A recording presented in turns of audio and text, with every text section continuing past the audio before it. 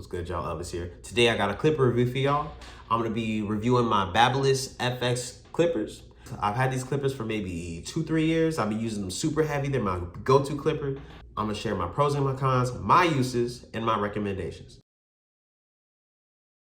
Well, first, this is not how they originally looked. I have painted these twice.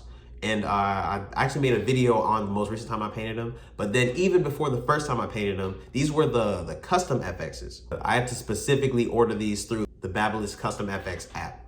So I ended up paying a little bit extra to have them in a custom colorway. But within like a week of me having the clippers, the paint was already chipping. So I love these clippers, but day 3 and the paint on the handles already chipping, not impressed.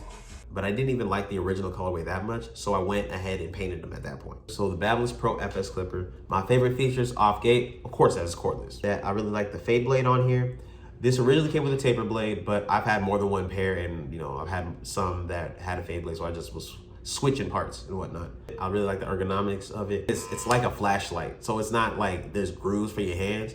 Once you get used to it, it becomes an extension of your hand very quickly, in my opinion. Another thing that I didn't know how I felt about at first was the clicking of the lever. And some barbers might not like what I have to say about it, but I think effectively a clicking lever is like training wheels for a clipper. You don't need it to click to do the job, but it makes learning the process a lot easier, the steps in blending. If you have a clipper that doesn't have the notches or the clicking, you have to become a lot more intuitive about how open the lever is at any given moment and wherever you are on the head. It requires a higher sense of awareness. But I do think for beginner barbers that this clicking lever is ideal for anybody that's learning the process of blending. Okay, this is my personal opinion. But if you are a barber who cannot blend without the notches and the clicking, I think you need to work on some shit. I feel like you're not blending for real. You're just going through the motions of how to get a blend. And I think it's beneficial for learning the process, but I also think it can be a crutch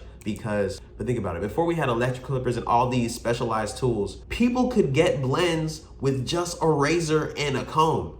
We don't need the tools to be that fancy to be able to utilize them well. But if you get too caught up on the levers and the notches, then you're handicapping yourself because once you're in a position where blending just off the notches that the clipper gives you doesn't get the result that you want, you don't have any other technique or tool to rely on to fill in the gap. As far as pros for this clipper, this is my favorite blending clipper for very specific reasons. The motor runs nice, smooth, it cuts through hair pretty smoothly, but this is an adjustable clipper, so there's a limit on how smooth it could really cut through the thickest hair, because sometimes you're gonna have to keep going through the same area just because it's an adjustable clipper.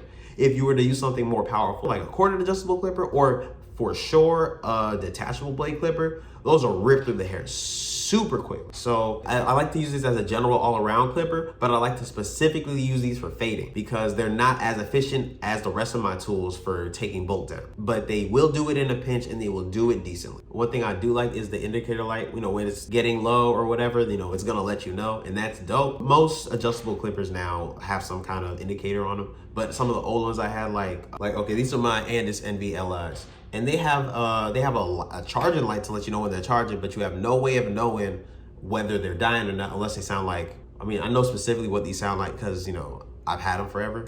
But, when they start sounding similar to that and the pitch is a lot lower rather than a higher pitch, then usually I know they're about to taper off. Something to note, like here, this lever is completely smooth and doesn't have any kind of clicking or any kind of notches. This is similar to like a lot of wall clippers where they don't have notches or anything. The clippers with notches will help you understand like more specific placement of the lever. And not having any of that makes you have to learn blending a lot more intuitively. It's like learning to shoot without a scope. Once you're accustomed to using a scope, it's a lot harder to just eyeball it.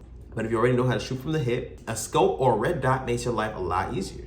All right, and my final pro for these clippers, probably just off the strength of this pro, will offset a bunch of my cons for this clipper. But my experience with the BaBylissPro customer service, A1. These clippers I might have had 2 or 3 years, and I was using them super heavy for 2 or 3 years. And last year I went ahead and got another pair of FX clippers because these were getting kind of worn down. Like I could just tell like the battery wasn't lasting as long as it should. They were sounding really, really loud. So I went and bought another one, and I decided to keep this as like a little backup. So these were getting run down, so I wanted to buy a second pair. So I got another one in a different colorway. And it was all fine and dandy, going great for like 2 months. But then on the newer ones I got, the motor started just running really, really weak and not cutting through hair. So I called the BaBylissPro customer service, and basically if from like, don't quote me on this, but I think it's like from 2 years after the clipper is made, you're covered from any like manufacturer defects. So if you buy whatever BaBylissPro clipper and you have a manufacturer defect where it's not acting how it's supposed to or whatever, and it's covered under warranty, you can call them up, tell them the serial number on the back, and they'll send you a new one. And I think you just got to send your old one back or whatever. Bro, they blessed me because I was so upset. I got 2 months of use out of this clipper, and I thought I was just out of luck. But nope, they came through and sent me a new one. So shout out to them. All right, so when it comes to cons, I got 2 words for you. Planned obsolescence. That's when things aren't necessarily built to last, but built to be replaced. I think these are quality clippers, but I think the way clippers are made now are made with planned obsolescence in mind, because these, I was cutting heavy with these for like 2 years, and then they just started dying on me and going out. I got my first pair of corded Andis Masters 6 years ago, and I used them heavy for 3 years, and then didn't use them for a while, and now I'm back using them pretty heavy, and I don't have any issues. I don't have the same issues that I have with cordless clippers. The benefits of being cordless and having a battery and all that stuff is mellowed out by the trade-offs, because cordless clippers do not provide the same power. A lot of the parts in cordless clippers are going to be plastic and just made with cheaper, less durable materials. All right, and don't get me wrong, I think they did a fantastic job with these clippers. But if you're using anything built with planned obsolescence in mind, it's not meant to last forever. It's meant to be replaced. But the heavier and the more frequent your use, the shorter the life of the clipper will be. And a good example of that is, so this is my oldest pair of FX clippers.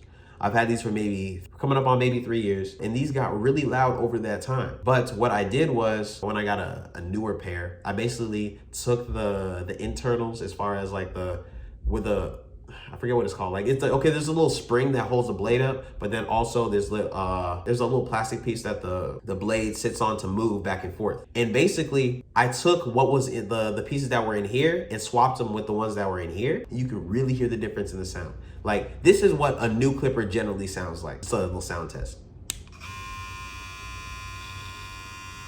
This is what an old FX clipper sounds like.